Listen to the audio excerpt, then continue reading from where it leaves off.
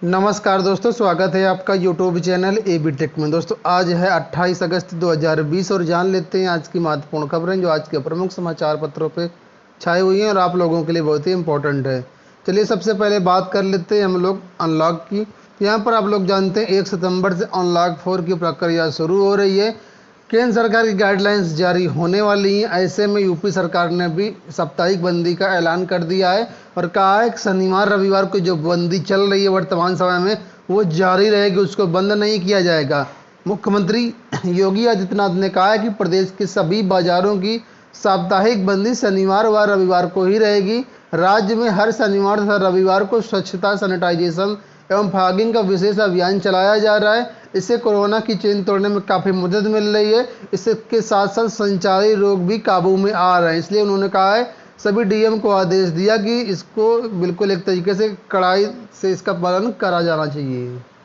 अगली अपडेट की बात कर लेते हैं। तो यहाँ पर अपडेट है, नीट और जेईई मेन परीक्षा के विरोध में जो छात्र धांधली मतलब एक तरीके से धरना प्रदर्शन कर रहे हैं उनके और पुलिस के बीच कल झड़प हुई लखनऊ में। यहाँ पर आप लोग देख सकते हैं कि प्रदर्शन करते हुए यहाँ पर कुछ सिपाही दिख रहे हैं, तो इनके बीच लाठीचार्ज हुआ इनके ऊपर और काफ़ी कुछ यहाँ पर हुआ। वहीं पर अगर बात कर लेते हैं प्रयागराज में, तो प्रयागराज में भी अभ्यर्थी नीट और जेईई का विरोध कर रहे थे और इनका कहना था कि जान के बदले एग्जाम नहीं चलेगा। इन्होंने 19 सूत्री मांगों को लेकर के छात्र संघ भवन पर धरना प्रदर्शन किया। इनका लगातार 37वें दिन से धरना प्रदर्शन चल रहा है। इनकी 19 मांगे हैं, इसमें से नीट एग्ज़ाम को पोस्टपोन करने के भी मांग है।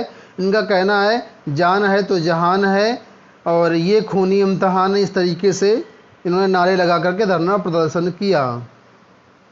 वहीं पर सरकार जेईई नीट परीक्षा कराने के लिए पूरी तरीके से तैयार है। सरकार का कहना है कि जहां एक तरफ राजनीति गर्म हो रही है, ऐसे में मतलब पार्टियां हैं उनको ये भी ध्यान देना चाहिए कि छात्रों के साथ, भविष्य के साथ खिलवाड़ नहीं होना चाहिए।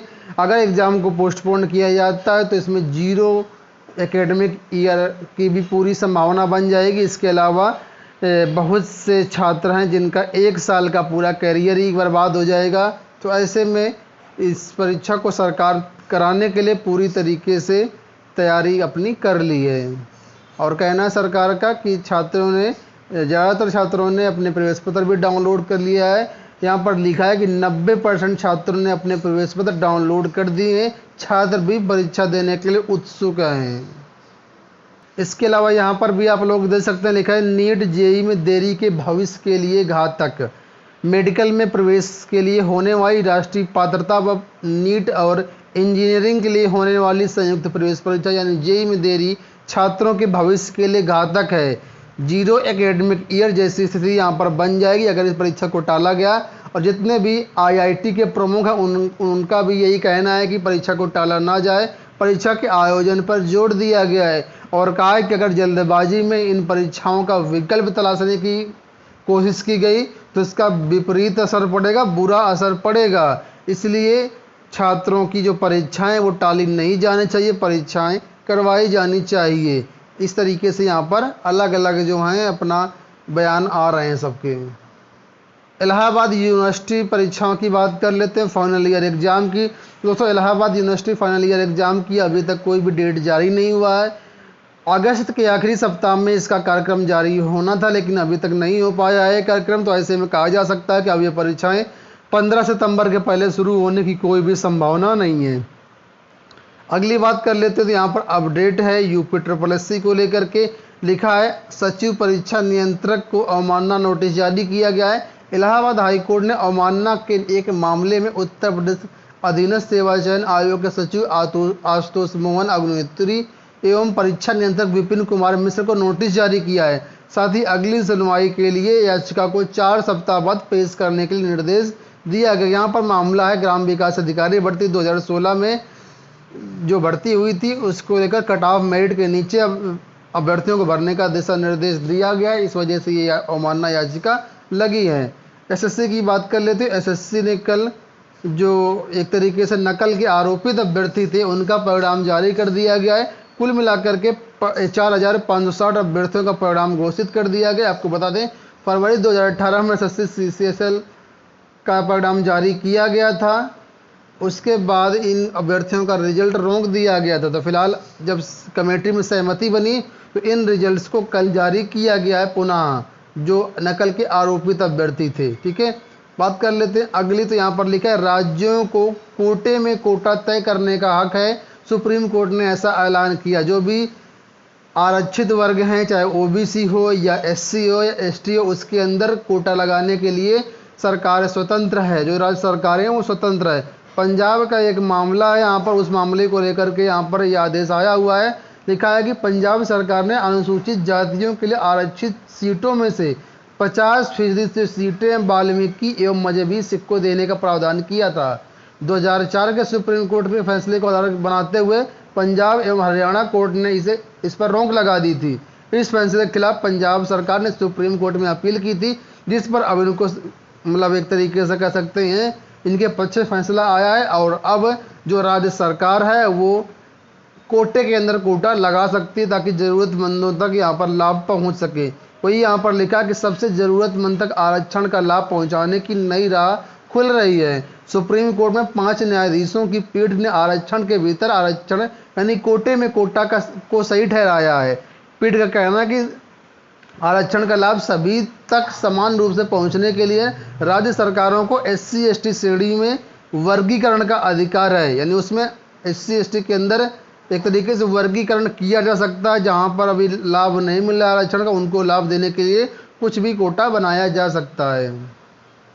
अगली अपडेट की बात कर लेते हैं। तो लिखा है अनलॉक में युवाओं का भविष्य लाख। लिखा है अनलॉक घोषित हुए लगभग 2 महीने हो रहे हैं, बाजार में चहल पहल बढ़ गई है, दफ्तरों का काम धीरे धीरे रुख पकड़ने लगा है। इसी बीच युवा खुद के भविष्य को लेकर के चिंतित हैं। यहाँ पर कई परीक्षाओं को लेकर के बात कही गई, जिसमें यह कहा गया है कि कर्मचारी चयन आयोग की 2018 की ग्रेड डी की परीक्षा थी स्टेनोग्राफर की, उसका रिजल्ट जो है मार्च के प्रथम सप्ताह में जारी कर दिया गया था, लेकिन उसमें से आगे की प्रक्रिया कुछ भी शुरू नहीं हो पाई है।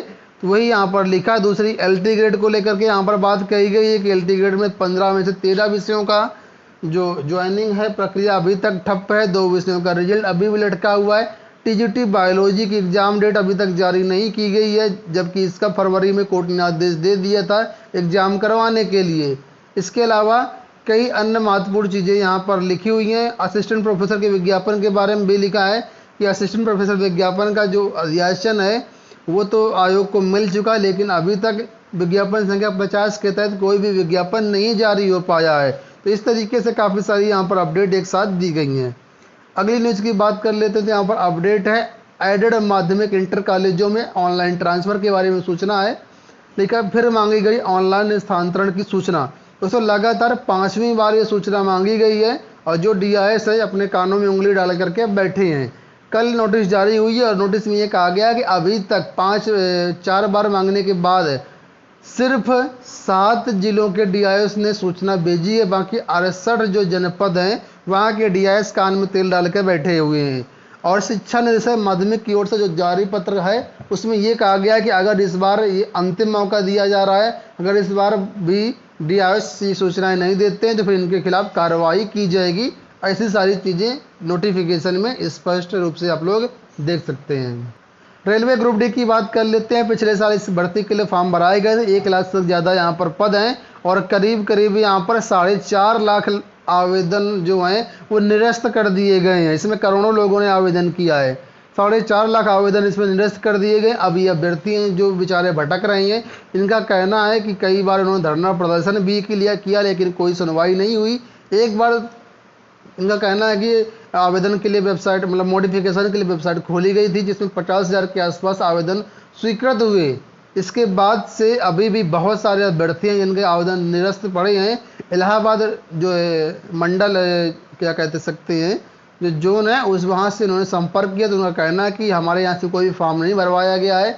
इसके लिए जो नोडल एजेंसी है उसी ने फॉर्म भरवाए, इसलिए यहाँ से कुछ नहीं हो सकता है। फिलहाल बहुत से ऐसे अभ्यर्थी हैं जो भटक रहे हैं और जिनके फॉर्म सही हैं वो आरआरबी ग्रुप डी की परीक्षा की डेट जारी कराने की मांग कर रहे हैं कि जल्द से जल्द इसकी डेट जारी की जाए। अगली अपडेट की बात कर लेते हैं। लिखा सभी आंगनवाड़ी केंद्र प्री प्राइमरी स्कूल के रूप में होंगे संचालित। आप लोग जानते हैं उत्तर प्रदेश में आंगनवाड़ी केंद्र चलते हैं, तो अब आंगनवाड़ी केंद्रों को प्री प्राइमरी केंद्र में संचालित किया जाएगा। आप लोग जानते हैं नई शिक्षा नीति में अब प्री प्राइमरी स्कूलों को बढ़ावा दिया गया, प्री प्राइमरी क्लासेस भी चलेंगी। तो अब जितने भी आंगनवाड़ी केंद्र हैं उनको इसी साल से संभवतः प्री प्राइमरी स्कूल के रूप में संचालित किया जाएगा, अगर सरकार से आदेश मिल जाता है तो। नहीं तो फिर अगले साल से इसको आंगनवाड़ी प्री प्राइमरी स्कूल के रूप में संचालित किया जाएगा।